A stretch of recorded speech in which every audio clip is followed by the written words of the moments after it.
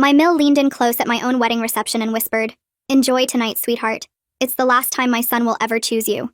I stood frozen in my wedding dress while she walked away smiling, her heels clicking on the polished floor of the reception hall. My heart was pounding so hard I could hear it in my ears. Did she really just say that?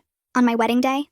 I blinked a few times, trying to process what had just happened, wondering if maybe I had too much champagne, or if I had somehow misheard her. But no, I knew what I heard. She told me this was the last time her son would ever choose me. The woman had looked me right in the eyes and smiled like she was giving me a compliment instead of a threat. I felt my hands start to shake and I gripped my bouquet tighter, the stems digging into my palms. That's when Kent appeared at my side, his face all happy and glowing from dancing with his cousins. "Hey, you okay?" he asked, putting his arm around me. "You look kind of pale." I turned to him and tried to find the words. "Your mom," I said, my voice coming out weird and tight. "She just said something really strange to me." Kent's eyebrows went up and he smiled a little. "Oh yeah? What did she say?" I told him exactly what she whispered to me, word for word. I waited for him to look shocked or angry or at least confused. Instead, he laughed.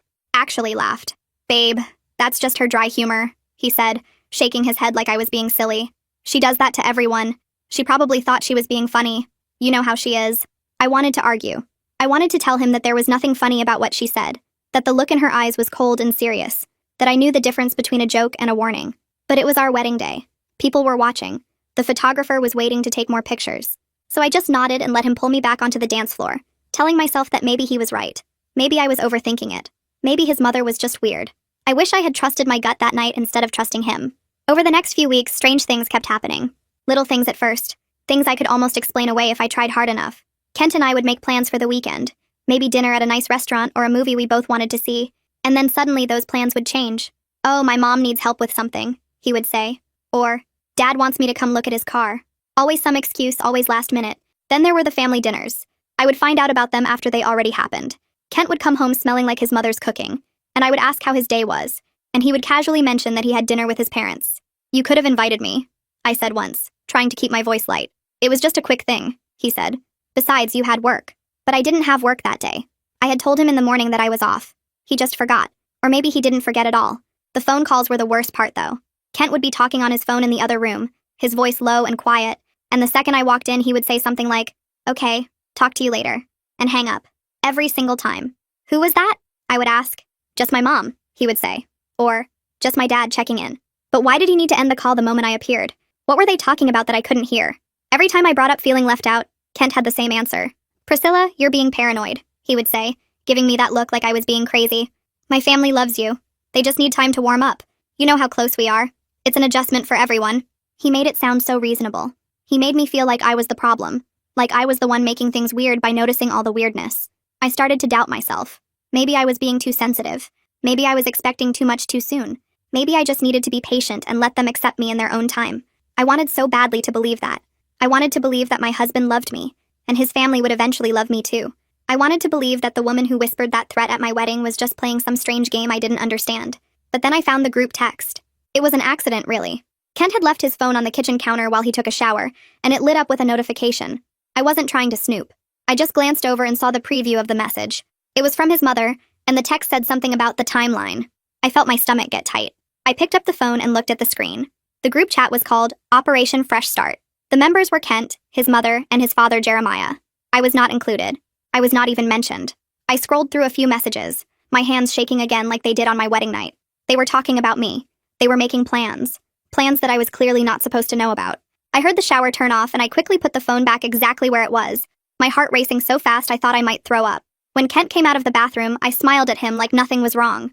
"Hey, your phone buzzed," I said casually. "Might be your mom." He grabbed it quickly and walked into the other room to respond. I stood there in the kitchen, staring at the spot where his phone had been, and I knew. I knew that whatever was happening with his family, it wasn't just them being close or needing time to adjust. They were planning something. Something that involved me but didn't include me. Something they called Fresh Start, like I was an old problem they needed to get rid of. I had to find out what they were really planning. And this time, I wasn't going to wait for Kent to tell me. This time, I was going to find out for myself. So after finding that group chat, I knew I was done being the clueless wife. I started paying attention to every detail, every excuse, every sudden change of plans that kept me out of the loop. His mother thought she was so clever, but she had no idea I was already 3 steps ahead. I called Miracle, my best friend who had warned me about this family from the start, and told her everything. "I knew something was off with them," she said when I finished explaining. "I'm ready to help you dig." She was on my side completely. The next family dinner was in 4 days, and this time I was going in with my eyes wide open, ready to catch every lie and every secret look they thought I wouldn't notice. The 4 days passed slowly, but I used every minute to prepare myself. Miracle and I talked on the phone every night, going over what I might see and what I should look out for. She told me to stay calm no matter what happened, to observe everything but react to nothing. Let them think you're still clueless, she said. That's when they'll slip up. So when the night of the family dinner finally came, I put on a nice dress and my best fake smile and walked into that house like I didn't have a care in the world. Kent's parents lived in a big house on the edge of town, the kind of place that looked warm and welcoming from the outside, but felt cold the second you stepped through the door. His mother greeted us at the entrance with a hug that lasted a little too long, her perfume so strong it made my eyes water. "Priscilla, darling, so glad you could make it," she said in that sweet voice she always used when other people were watching. I smiled and thanked her for having us, playing my part perfectly. Dinner wasn't ready yet, so everyone scattered around the house to chat and catch up. Kent went to the living room to talk to some of his cousins who had stopped by, and I found myself drifting toward the kitchen to offer help with the food. That's when Jeremiah found me. He walked in while I was standing by the counter, pretending to look at the appetizers laid out on fancy plates. He closed the door behind him, and something about the way he did it made my skin prickle. "Priscilla," he said, his voice low and serious. "Can we talk for a second?" I turned to face him, keeping my expression neutral. "Of course," I said. "What's on your mind?" He leaned against the counter across from me and crossed his arms, looking at me like I was some kind of puzzle he was trying to figure out. "You know, Priscilla," he said slowly, "Kent had such a bright future before you came along. His mother just wants what's best for him." I felt my heart start to beat faster, but I kept my face calm. This was exactly what Miracle had warned me about. They were going to try to shake me, to make me feel small and unwanted. I couldn't let them see it was working. "What do you mean by that?" I asked, keeping my voice steady.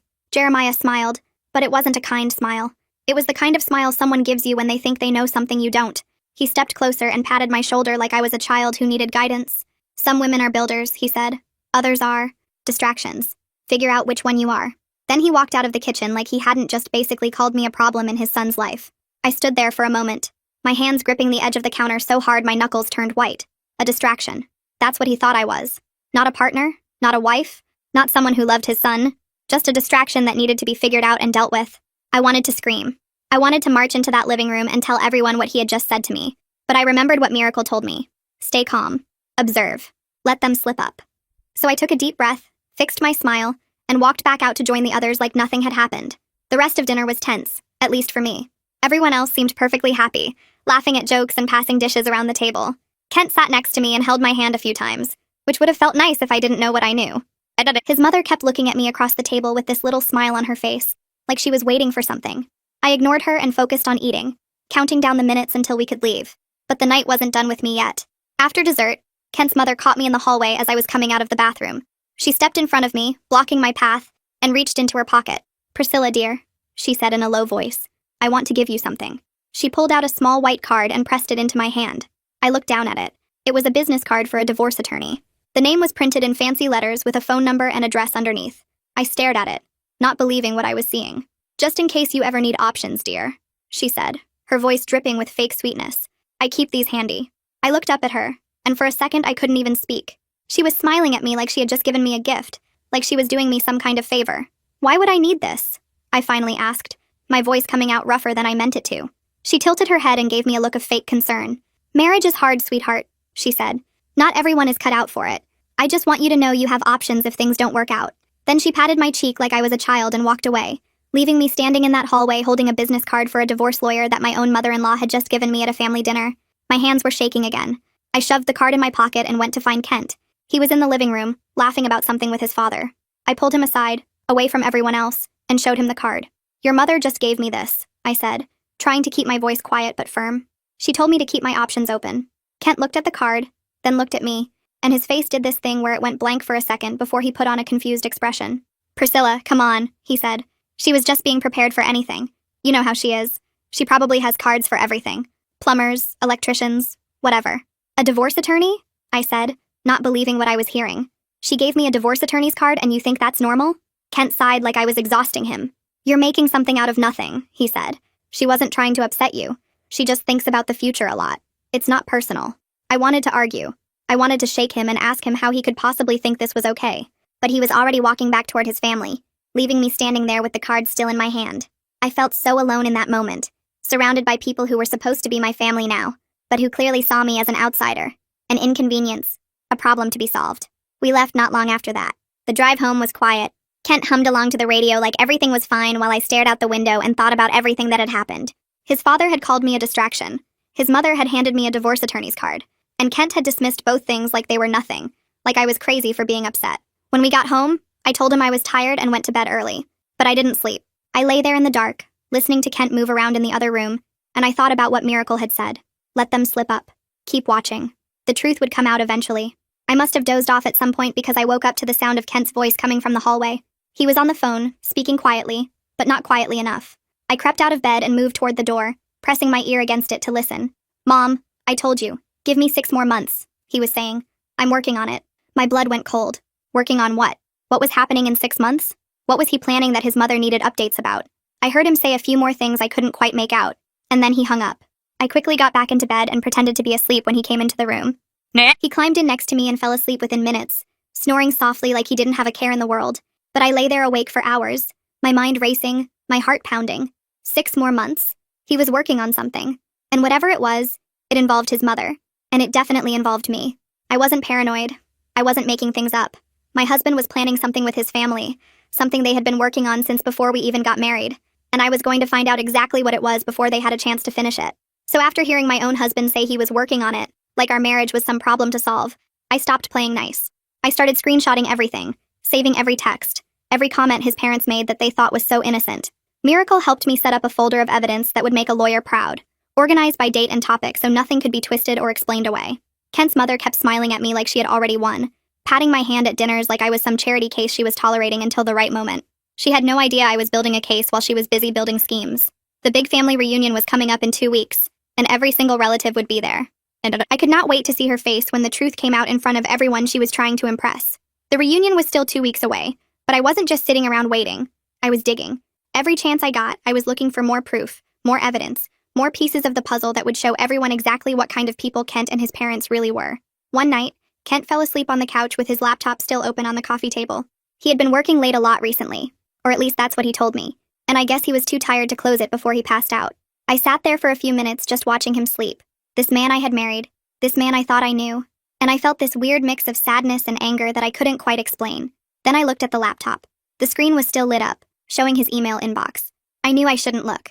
I knew that going through someone's private emails was crossing a line, but then I thought about all the lines they had already crossed with me. The group chat I wasn't included in, the dinner plans I was never told about, the business card for a divorce attorney, the whispered phone calls about working on it. They had been sneaking around behind my back for who knows how long.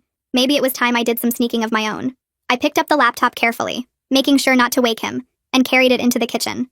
I sat down at the table and started scrolling through his emails, not really sure what I was looking for but knowing I would recognize it when I found it. Most of it was boring stuff. Work emails about meetings and deadlines, newsletters he had signed up for and never read, receipts from online orders. But then I found a folder labeled Family, and my heart started beating faster. I clicked on it and saw dozens of emails going back years, conversations between Kent and his mother that I had never known about. I started reading from the oldest ones, the ones from before we were even engaged, and that's when I found it. The email was from his mother, sent about 3 months after Kent and I started dating. The subject line said, "Concerns," and when I opened it, the first line made my blood run cold. "She is temporary," his mother had written. "Do not get attached." I read the whole email with my hands shaking so bad I could barely scroll. She went on and on about how I wasn't the right kind of woman for Kent, how I didn't come from the right family, how I would hold him back from the future she had planned for him. She talked about me like I was some kind of obstacle, some problem that needed to be managed until a better option came along. But the worst part wasn't her email. The worst part was Kent's reply. "I know, Mom," he had written back, "but she is useful for now. She makes me look stable for the promotion." Useful. He called me useful. Like I was a tool. Like I was something he was using to get ahead at work. All those times he told me he loved me. All those moments I thought were real. And the whole time he was telling his mother I was just temporary. Just useful. Just something to make him look good until he didn't need me anymore. I sat there at that kitchen table for what felt like hours, reading email after email, watching the whole history of their plan unfold in front of me.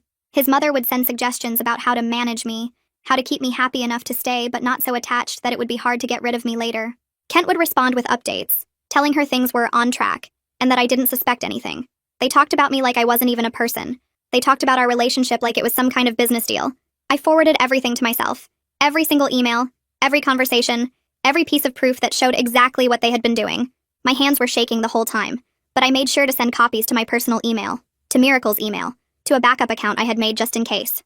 I wasn't going to let them delete this or explain it away. When I was done, I closed the laptop and put it back on the coffee table exactly where Kent had left it. He was still sleeping, still snoring, still looking like the man I thought I married instead of the stranger I was starting to realize he actually was. I went to bed that night, but I didn't sleep.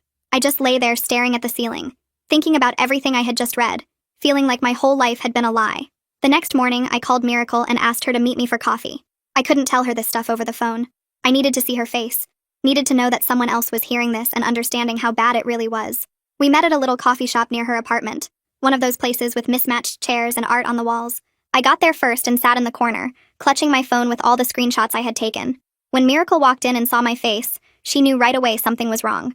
"What happened?" she asked, sliding into the seat across from me. "Did they do something else?" I didn't even know where to start. I just handed her my phone and let her read the emails herself. I watched her face change as she scrolled through them, her eyebrows going up, her jaw getting tighter, her eyes getting wider. When she got to the part where Kent called me useful, she actually said a curse word out loud, which made the old lady at the next table give us a dirty look. "Priscilla," she said, putting down the phone and looking at me with this intense expression. "This is bad. This is really, really bad." "I know," I said, and my voice cracked a little.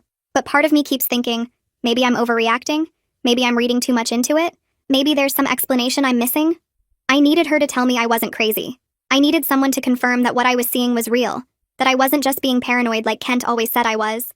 Miracle reached across the table and grabbed my shoulders, her grip firm and steady. "Priscilla," she said, looking me right in the eyes, "you married into a family that sees you as a stepping stone. This is not in your head." I felt tears start to burn in my eyes, but I didn't let them fall. I had done enough crying over these people. "What am I supposed to do?" I asked. I thought this was my family now. I thought Kent was my future. And the whole time, they were just waiting for the right moment to throw me away. Miracle didn't let go of my shoulders. "You fight back," she said. "You take all this evidence and you use it. You don't let them win. You don't let them make you feel small. You show everyone exactly who they really are." I nodded slowly, feeling something shift inside me. She was right. I had been so focused on trying to save my marriage, trying to make things work, trying to be the good wife who didn't cause problems. But why was I trying to save a marriage that was never real in the first place? Why was I fighting for people who had never seen me as worth fighting for? The stakes weren't about saving my marriage anymore. That marriage had been a lie from the beginning, built on plans and schemes that I was never supposed to find out about. The stakes were about saving myself, about protecting myself from people who had looked at me and seen nothing but a tool, a stepping stone, a temporary problem to be dealt with when the time was right. Kent's mother had been right about one thing. Our love story was about to unfold, but not in the way she expected, not in the way any of them expected. I left that coffee shop feeling different than when I walked in. The sadness was still there, somewhere deep down, but it was covered by something harder now, something stronger. I had spent months feeling confused and off balance, always second-guessing myself, always wondering if I was the problem. But now I knew the truth. I knew exactly what they thought of me and exactly what they had been planning, and I was going to make sure everyone else knew too. The family reunion was getting closer. Every relative, every aunt and uncle and cousin, every person Kent's mother had ever tried to impress, they were all going to be there. And so was I, with all my evidence, with all my proof, with Miracle by my side and the truth on my lips. They thought I was temporary. They thought I was just useful for now. They thought I would disappear quietly when they were done with me. They were about to find out just how wrong they were. So after reading that I was useful for now, something inside me went cold and calm. I stopped crying and started planning. I quietly met with a lawyer Miracle recommended, someone outside their social circle, and learned exactly what I would need if this went south. Meanwhile, Kent's mother kept inviting me to bonding lunches, where she would drop hints about how hard marriage was, and how sometimes the kindest thing is to walk away. She thought she was planting seeds. She had no idea I was letting her dig her own grave. I smiled through every lunch, took mental notes of every manipulation, and waited. The family reunion was 1 week away now, and every aunt, uncle, and cousin would be there to witness what happens when you underestimate the woman you tried to erase. The week before the reunion, something strange happened. Kent started being unusually sweet to me. It started on Monday when I came home from running errands and found a bouquet of flowers sitting on the kitchen counter. Not just any flowers either, but the nice kind from the fancy flower shop downtown, the ones that come wrapped in that pretty paper with the ribbon tied around them. There was a little card attached that said, "Just because I love you," in his handwriting, and for a second I just stood there staring at it like I didn't know what to do. He hadn't bought me flowers since before our wedding, and even then it was only because his mother had told him it was expected. "Do you like them?" Kent asked, coming up behind me and wrapping his arms around my waist. "I saw them on my way home and thought of you." I turned around to face him, trying to read his expression, trying to figure out what game he was playing now. But he looked sincere. He looked like the man I had fallen in love with, The one who used to surprise me with little gifts and plan special dates, just because he wanted to see me smile. They're beautiful, I said, because they were. Thank you. He kissed my forehead and told me he had made reservations at my favorite restaurant for Friday night, and that maybe we should start thinking about taking a vacation together, just the two of us. Somewhere warm where we could relax and reconnect. I know things have been weird lately, he said, and his voice sounded so gentle and sorry, with work and my family and everything, but I want to focus on us. You're what matters to me, Priscilla. I didn't know what to say. Part of me wanted to scream at him, wanted to throw all the evidence I had collected in his face and demand to know why he was pretending now after everything he had done. But another part of me, the part that still remembered why I married him in the first place, that part wanted so badly to believe him. Maybe I had been wrong. Maybe I had been reading too much into everything. Maybe his parents were the problem and he was just caught in the middle, trying to keep everyone happy. Maybe he really did love me and he just had a terrible way of showing it. The rest of that week, came home early from work a few times to cook dinner for us. He asked about my day and actually listened to my answers instead of just nodding while he checked his phone. He held my hand when we watched TV at night, rubbing little circles on my palm with his thumb the way he used to when we first started dating. On Thursday night, we went out to dinner at this nice place with the good pasta and the candles on all the tables. It felt almost like a date, like we were back at the beginning of our relationship when everything was new and exciting and I thought I had found my person. Halfway through the meal, Kent reached across the table and took my hand in his. He looked at me with those brown eyes that I used to think I could trust, and he said, Priscilla, I know my family can be a lot, but you know I chose you, right? You are my wife. My heart did this weird thing where it felt tight and hopeful at the same time. I know, I said, squeezing his hand back. I just want us to be a team. I want to feel like I'm part of your family, not like I'm on the outside looking in. He nodded and promised that things would be different from now on. He said he was going to talk to his mother about being more welcoming, that he was going to set boundaries, that he understood how hard it had been for me. He said all the right words. He made all the right promises. And sitting there in that restaurant with the candlelight making everything look soft and romantic, I almost believed him. I wanted to believe him so bad that it hurt. I wanted to believe that the emails I had found were old news, that he had changed since then, that maybe he had started our relationship for the wrong reasons, but had fallen for me along the way. People change, right? Feelings grow. Maybe the man sitting across from me now, holding my hand and looking at me like I mattered, maybe this was the real Kent. Maybe his mother had been pulling his strings this whole time and he was finally ready to cut them loose. We went home that night and things felt good between us for the first time in months. I started to wonder if maybe I should just delete all that evidence and try to move forward. Maybe exposing everything at the reunion would only make things worse. Maybe there was a chance to fix this, to build something real out of all the mess. I was starting to actually hope again. And then Miracle called. It was Friday afternoon, the day before the reunion, and I was in the middle of picking out what to wear when my phone started buzzing. Miracle's name flashed on the screen and I answered right away, expecting her to ask about our final plans for the next day. Hey, what's up? I said, holding a dress up to myself in the mirror. Priscilla, she said, and something about her voice made me put the dress down. She sounded weird, serious, like she was about to tell me something I didn't want to hear. What's wrong? I asked, sitting down on the edge of my bed. I found something, she said, and I need you to hear it from me before you hear it from anyone else. My stomach got that tight feeling again, the one I had been living with for months, the one that had just started to go away. Just tell me, I said. Miracle took a deep breath. Kent has been house hunting, she said, with his mother. They've been looking at apartments for the past few weeks. I felt like all the air left my lungs. What? I whispered. One of my coworkers is a real estate agent, Miracle continued. She mentioned that she had been showing places to some guy and his mom, said they were looking for a nice one-bedroom for when he got his fresh start. She showed me a picture of them at one of the viewings because she thought the mom was being super pushy. Priscilla, it was Kent, and the apartment is in his name only. I couldn't speak. I couldn't move. I just sat there on my bed, holding the phone to my ear, feeling like the floor had dropped out from under me. A one-bedroom apartment. In his name only. For his fresh start. All those sweet words, all those flowers, all those promises about choosing me and being a team, they were lies. All of it was lies. He was still planning to leave me. He was still working with his mother to get rid of me. The only difference was that now he was being nice about it, probably to make himself look better when the truth came out. Priscilla? Miracle said. Are you still there? Yeah, I said, but my voice sounded far away, like it was coming from someone else. I'm here. I'm so sorry, she said. I know this week has been confusing with him being so nice and everything, but I couldn't let you go into that reunion tomorrow without knowing the truth. The truth. The truth was that my husband had been apartment hunting while he was holding my hand and telling me I was his wife. The truth was that every kind word, every romantic dinner, every promise about setting boundaries with his mother had been part of the act. The truth was that I had almost fallen for it. I had almost let myself believe that things could be different, that he could be different, that maybe love was enough to fix what was broken between us. But love wasn't going to fix anything because there was no love. There never had been. I was useful for now, remember? I was temporary. I was just something he needed to manage until the timing was right for his fresh start. The hope I had been holding on to, that tiny little flame that had flickered back to life over the past week, it didn't just go out. It crumbled. It turned to ash and blew away. And in its place was something else. Something harder. Something colder. Something that would not break again. Priscilla, Miracle said carefully, what are you going to do? I looked at myself in the mirror across the room. I saw a woman who had been lied to, manipulated, and played for a fool by the people who were supposed to be her family. But I also saw a woman who had spent months gathering evidence, building a case, preparing for exactly this moment. The reunion is tomorrow, I said, and my voice was steady now. Calm. Certain. Nothing changes. We stick to the plan. Are you sure? Miracle asked. After everything he just did, playing nice like that, I would understand if you needed more time. But I didn't need more time. I had already wasted enough time hoping and waiting and giving second chances to people who never deserved them. Kent and his parents had been planning my exit for years. They had called me temporary, called me useful, called me a distraction.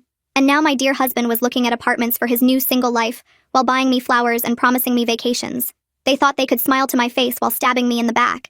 They thought I was too stupid or too trusting to figure out what they were doing. They thought wrong. I'm sure, I told Miracle. Tomorrow, everyone finds out the truth. And this time, I'm the one who gets to decide how the story ends. So after discovering Kent was already planning his single life while holding my hand and calling me his wife, I stopped feeling sad. I felt ready.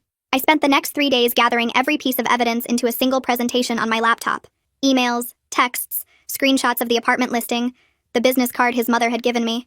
Miracle came over every night and helped me rehearse exactly what I would say and when I would say it, timing every word so it would land like a punch. Kent's mother had been planning this for years, pulling strings and making schemes, but she made one mistake. She thought I would go quietly. She thought I would be too embarrassed to make a scene in front of the whole family. The reunion was in 2 days, and I had a front row seat reserved for the truth. The morning of the reunion finally came, and I woke up before my alarm even went off. I had barely slept, but I wasn't tired. I was wired, like my whole body was buzzing with electricity, ready for what was about to happen.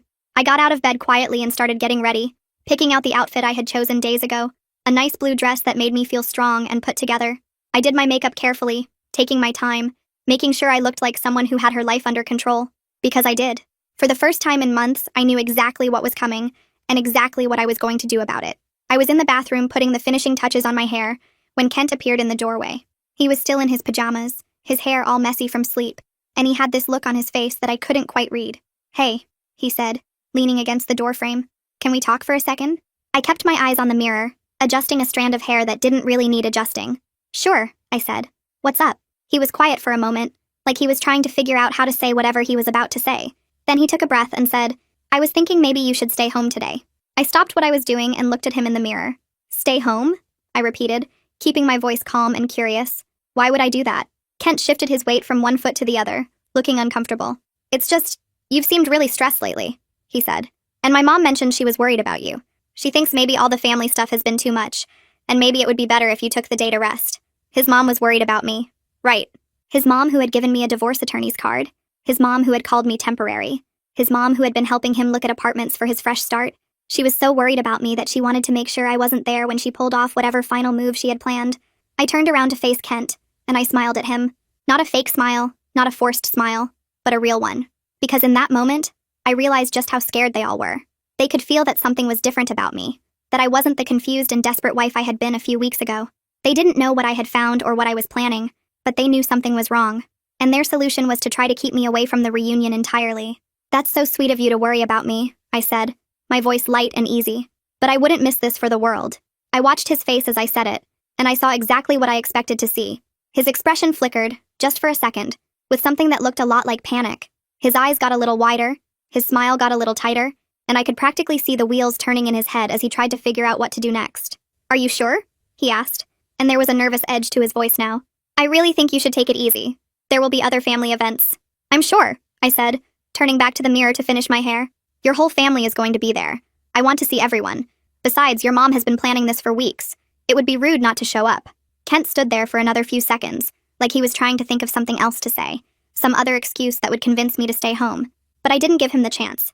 I finished getting ready, grabbed my purse, and walked past him out of the bathroom. We should leave soon, I said over my shoulder. Don't want to be late. The drive to his parents' house felt longer than usual, even though it was the same route we always took. Kent was quiet the whole way, his hands gripping the steering wheel a little too tight, his jaw clenched like he was worried about something.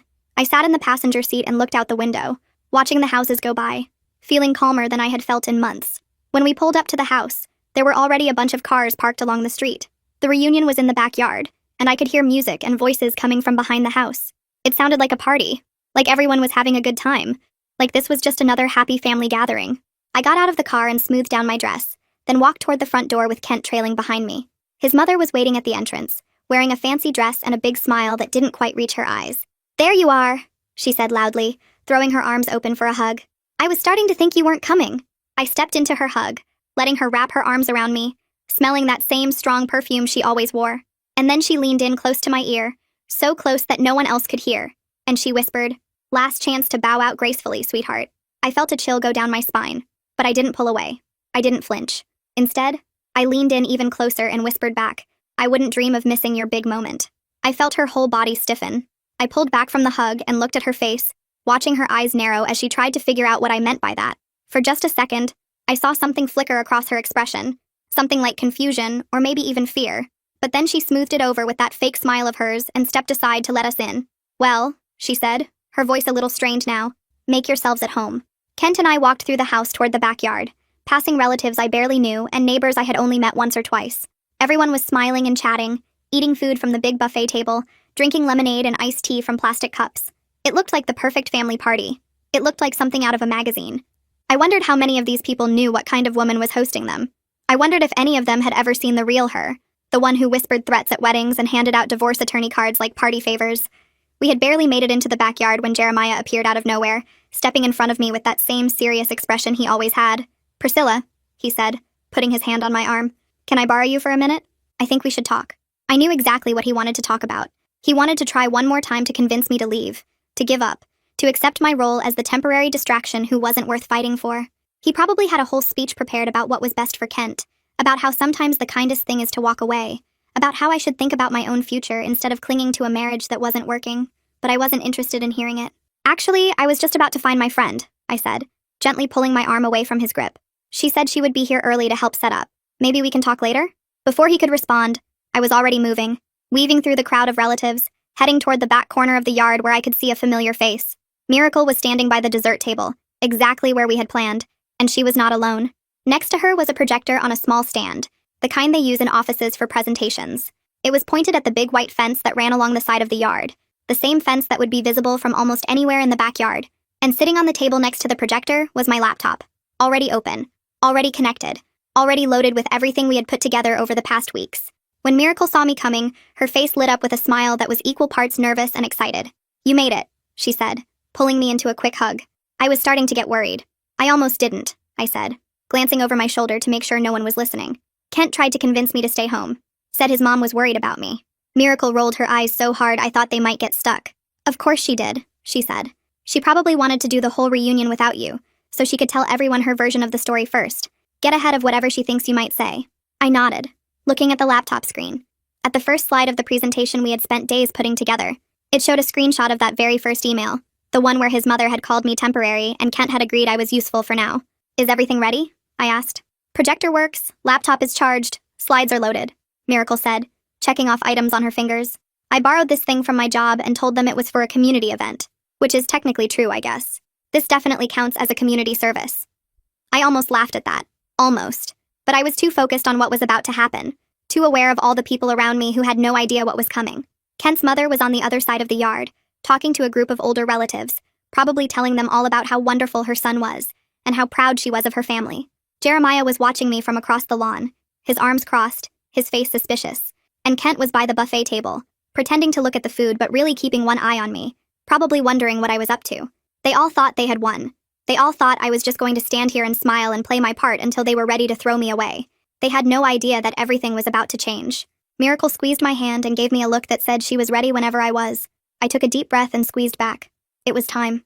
So there I stood in the backyard of Kent's childhood home, surrounded by 50 relatives who had no idea what was about to happen. Kent's mother clinked her glass to give a toast about family bonds, and how proud she was of her son, and I waited, my heart beating steady and strong. Miracle gave me the signal from across the yard, a small nod that told me everything was ready. Kent kept glancing at me nervously, and I just smiled back like everything was fine, like I was the happy wife enjoying a nice family party. His mother raised her glass high and said in that sweet voice she used when people were watching, "To Kent and Priscilla, may their love story continue to unfold." That was my cue.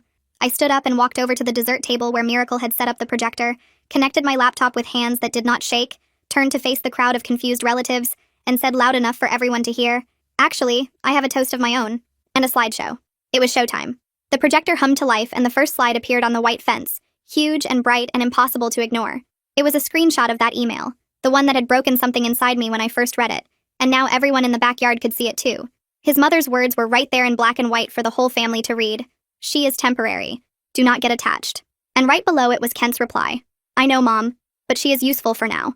She makes me look stable for the promotion." For a second, nobody moved. Nobody said anything. It was like the whole backyard had turned into a photograph. Everyone frozen in place with their drinks halfway to their mouths and their eyes glued to that fence. Then the gasps started. Little sounds of shock rippling through the crowd like waves, people turning to look at each other, then at Kent, then at his mother, then back at the screen. "What is this?" someone whispered, but I didn't stop to answer. I just clicked to the next slide, and the next, and the next. I showed them the emails where Jeremiah had coached Kent on how to handle me, where he had written things like, "Keep her happy enough to stay, but not so attached that it becomes a problem later," and "After your promotion goes through, we can start the phase-out process." I showed them screenshots of the group chat called Operation Fresh Start, and the messages about timelines and plans that I was never supposed to see. I showed them the apartment listing that Miracle had found, the one-bedroom place in Kent's name only that he had been looking at with his mother while he was buying me flowers and promising me vacations. Every click brought another piece of evidence, another email, another text, another lie exposed for everyone to see. The crowd kept making sounds, gasps and whispers and a few words that I probably should not repeat. But I kept going. I kept clicking. I had spent months feeling crazy, feeling like maybe I was imagining things, feeling like maybe I was the problem. Now everyone could see the truth with their own eyes. Kent's face had gone white. I mean really white. Like all the blood had drained out of it at once. He was staring at the fence like he couldn't believe what he was seeing. Like maybe if he stared hard enough the words would change into something else. And then something in him seemed to snap, and he started moving toward me with his hands reaching out for the laptop. "Give me that," he shouted, his voice high and panicked. "You had no right to go through my emails. This is private. This is..." But he never got to finish that sentence because his uncle, a big guy with gray hair and a stern face, stepped right into his path and put a hand on his chest to stop him. "Hold on there," the uncle said, his voice calm but firm. "Let her finish. We need to hear this." Kent tried to push past him, but the uncle did not budge. He just stood there like a wall, keeping Kent away from me and the laptop, giving me the space I needed to keep going.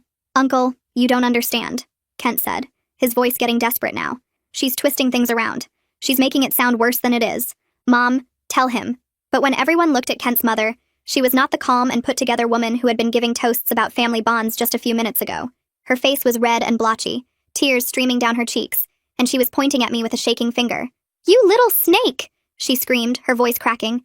"You went through our private conversations. You took everything out of context. This is not what it looks like.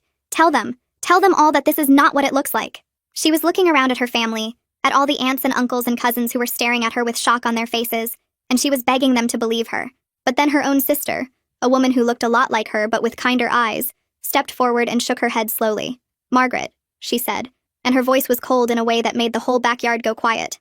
"I always knew you were controlling, but this is sociopathic." The word hung in the air like a bomb that had just gone off. Kent's mother made this sound like she had been slapped, her hand going to her chest like she was having trouble breathing. "How can you say that to me?" she cried. "I'm your sister. You're supposed to be on my side." But her sister just shook her head again. "I'm on the side of what's right," she said. "And what you did to this girl is not right. It's cruel. It's calculated. And you should be ashamed of yourself." I clicked to the last few slides, showing the business card for the divorce attorney that his mother had given me at that family dinner, showing the text where Kent had told his mother to give him 6 more months because he was working on it. By the time I was done, there was nothing left to hide.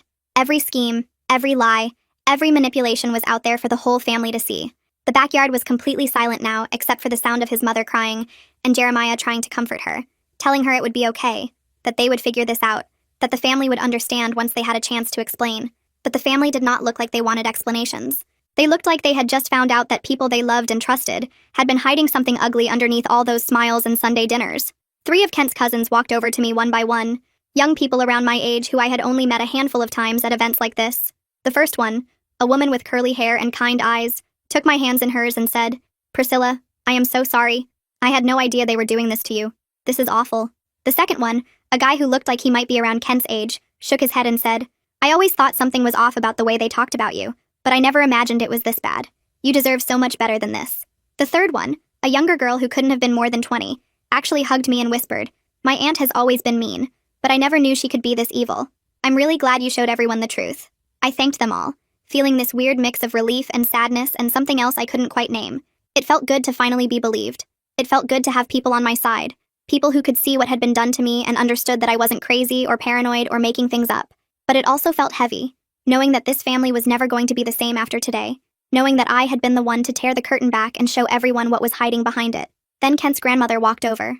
She was a small woman, probably in her 80s, with white hair and a face that had seen a lot of years. She moved slowly, using a cane to help her walk, and everyone kind of stepped aside to let her pass like she was royalty or something.